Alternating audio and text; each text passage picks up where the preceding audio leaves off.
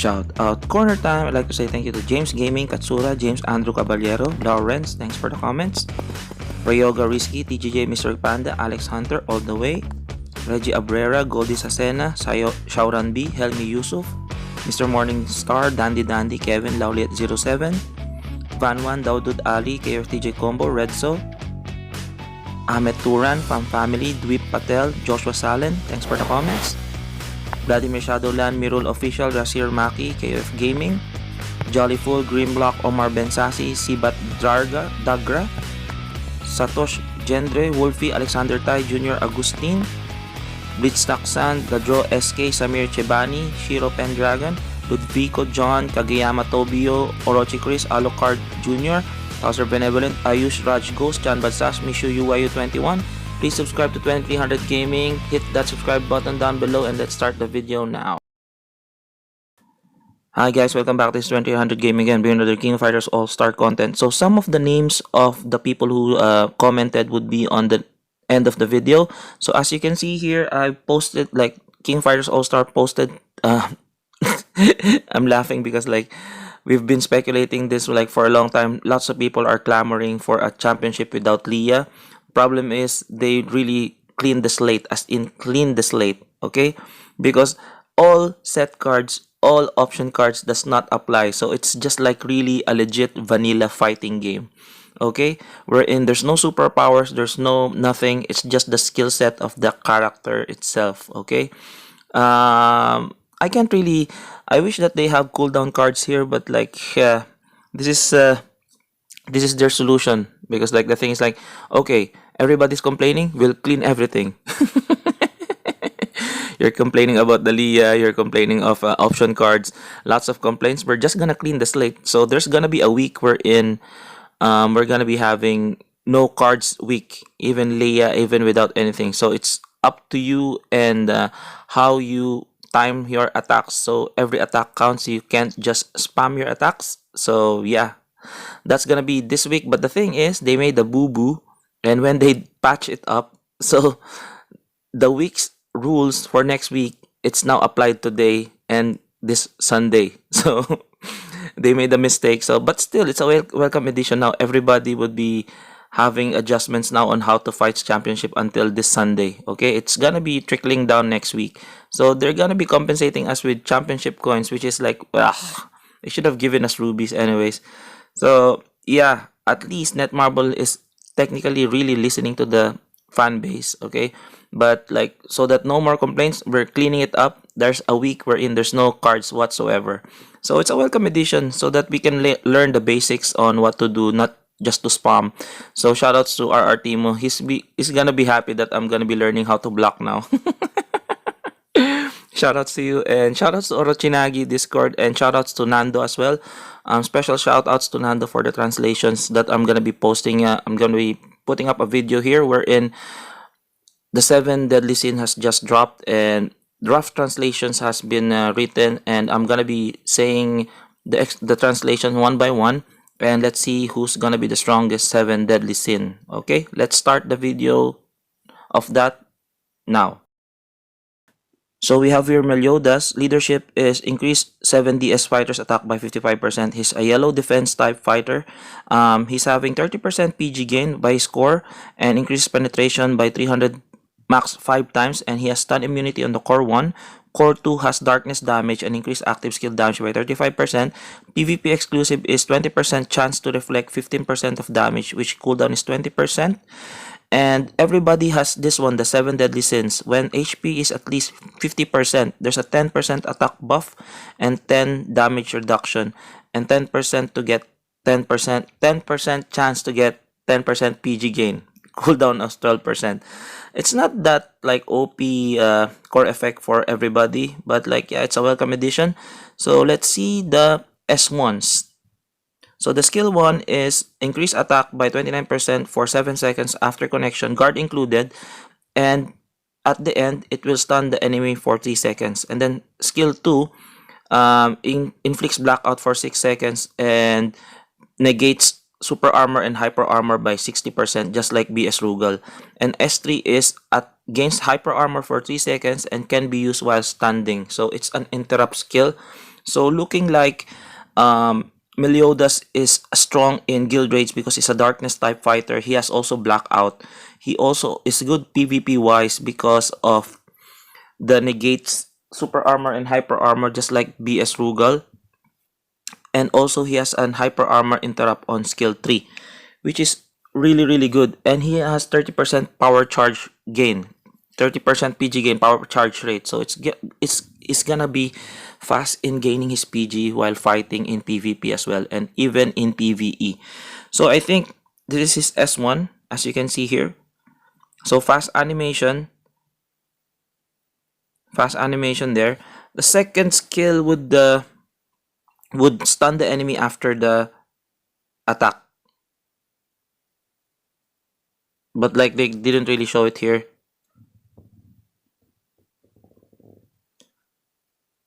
So that's your S3 hyper armor interrupt. So looking like Meliodas is really cool here. This is his super, just like looking like Rachel's S1 special skill. This is hopefully a 3 PG. Boom, really nice. So that's Meliodas, Fest Meliodas. Next would be one of my favorite characters is Ban. He's a purple attack which increases attack fighters by 45% and crit rate by 5%. Okay, it's a relevant core. He has 15% PG gain and 40% stun duration decrease. So yeah, and his core 1, he has like an innate Akane set. Okay, and he has reset cooldown on that. And core 2, when connecting active skills, remove all attack buffs on an enemy by 30 and then gains 35% attack for 5 seconds. There's no cooldown on this skill. Okay, when he hits you, all of your buff will be gone. So that's really good because he's getting all of the skills of the enemy. He's negating all of the skills. That's his skills in the anime. He's taking away everything. That's why he's the sin of greed. And then see 7 deadly sins core.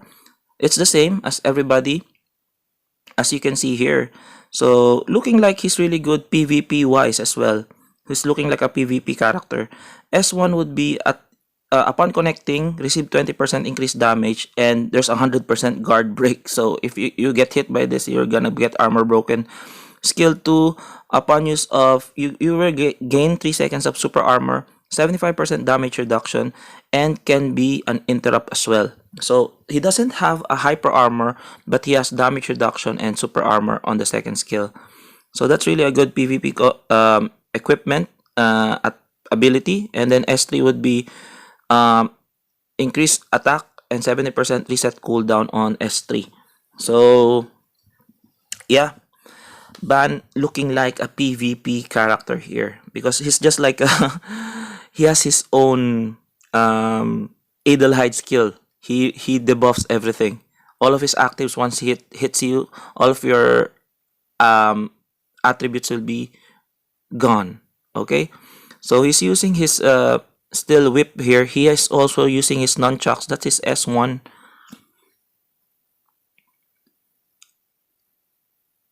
He's looking like K, but like red leather suit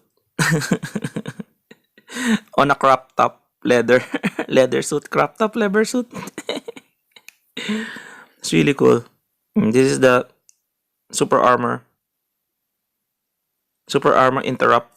So all of his active skill debuffs the ability. Okay, it removes all of the abilities of the opponent. Just imagine that.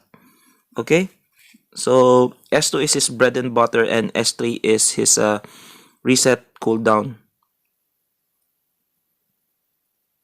So look at that lady there. He's like slapping. He's using his nunchucks. That's his favorite weapon.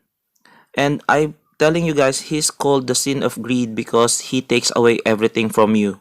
Okay, so as you will see here in his final super, because what I like about Ban is just like it's almost like fatality here. What he does is like he takes your heart technically. It doesn't really show. That's your heart technically, and then he will squash it and you're dead technically. So that's Ban. It's a little bit morbid, but they didn't really put it out there. So that's his skill. He takes away everything from you and even takes away part of you. It's just like Law in One Piece. So next would be the Sin of Gluttony, which is Merlin. Blue balance, increase attack by 45% and PG gain by 20 for 7 deadly sins. And this is his PG gain and freeze duration decrease. Core 1 would be she's having freeze.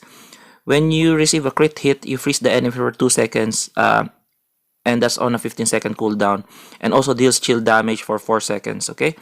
And C2, when a normal attack, not an active skill, connects, you will inflict 40% of attack, either burn, freeze, or dark at random. So her basic attacks inflicts burn, freeze, and darkness at random. That's really crazy. So she has 3, just like Wonderland Athena, but this is just basic skills on what she's trying to do. This is just rough translation, but like that's the gist of what she can do at the moment, which is really, really good. She's good in looking like PvP and PvE as well.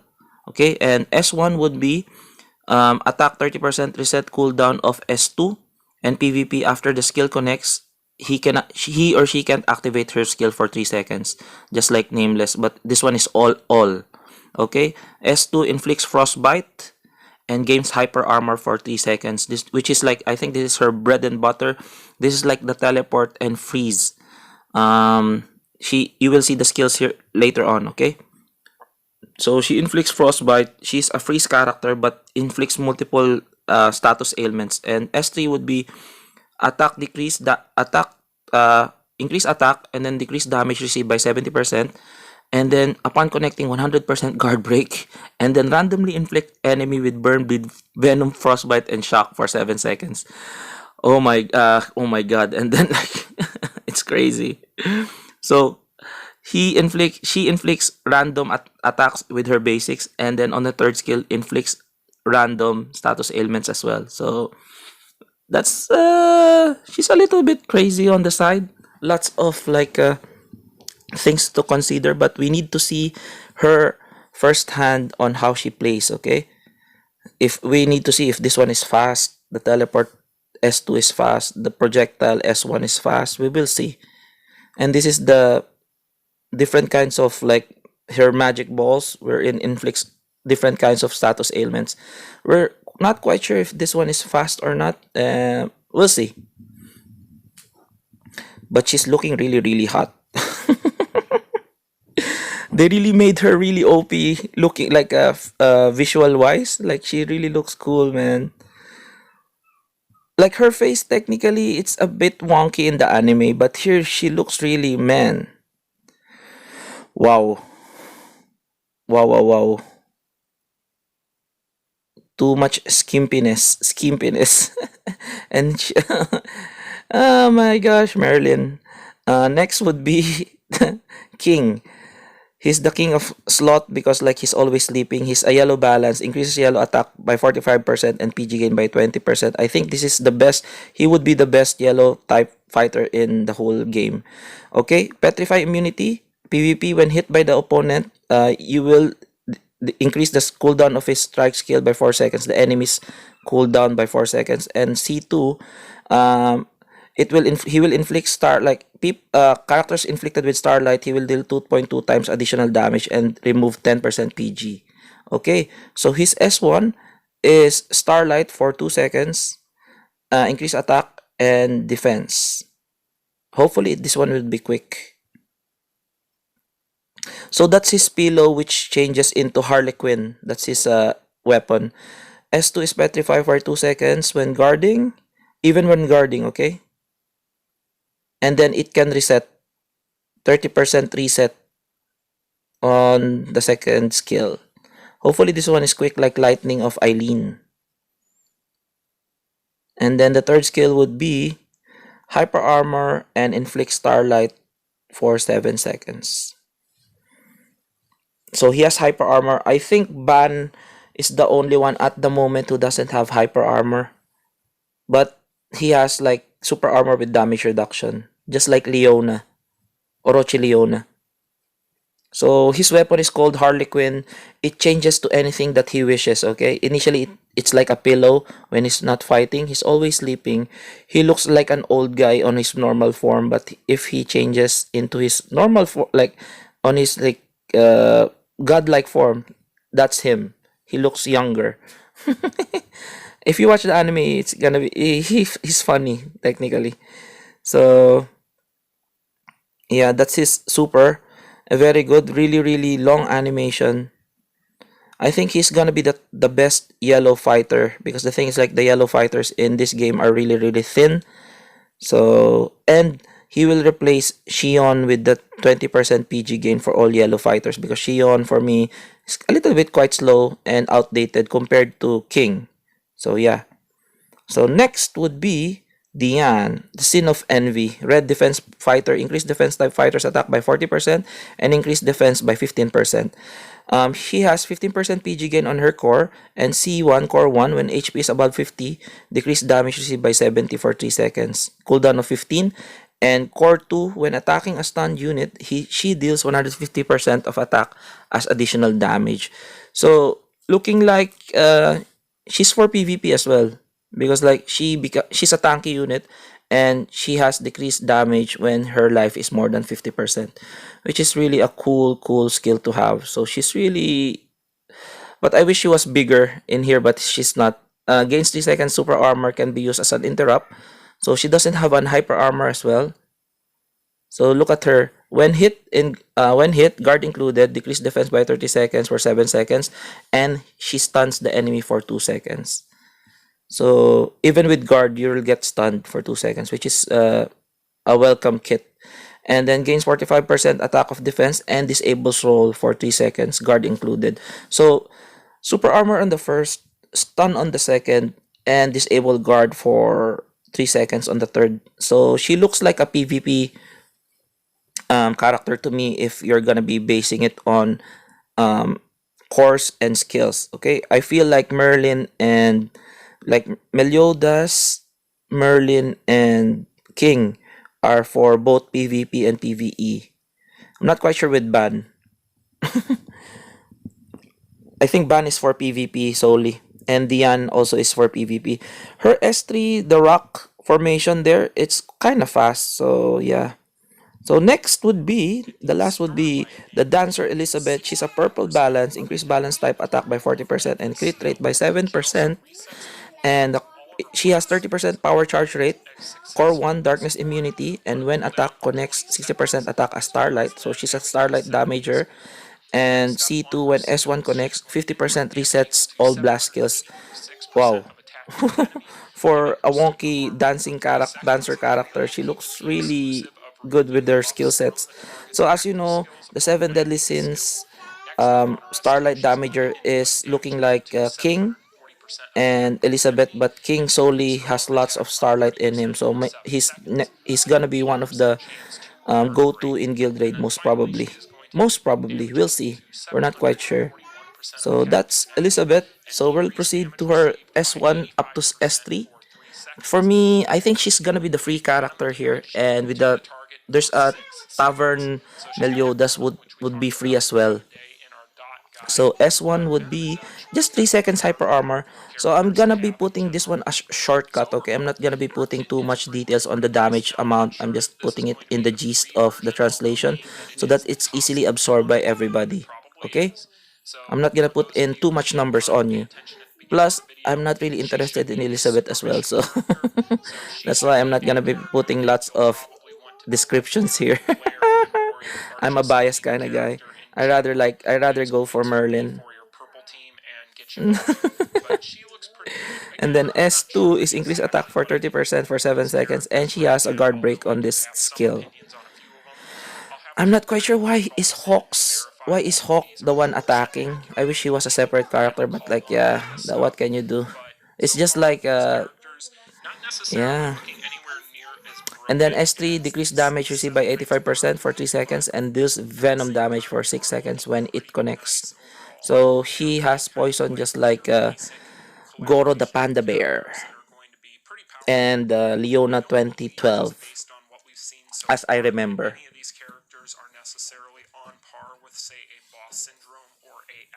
So that's just her skill.